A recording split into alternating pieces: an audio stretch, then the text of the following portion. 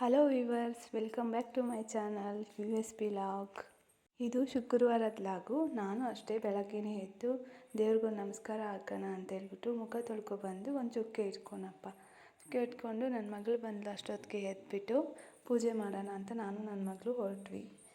ಹೋದಾಗ ದೀಪದ ಎಣ್ಣೆ ಹಾಕೋಕ್ಕೆ ಬಿಡಲಿಲ್ಲ. ನೋಡಿ ಹಾಗೆ ನೋಡ್ತಾಯಿರಿ ನನ್ನ ಮಗಳು ಎಷ್ಟು ಕಾಟ ಕೊಡ್ತಾಳೆ ಅಂತೇಳ್ಬಿಟ್ಟು.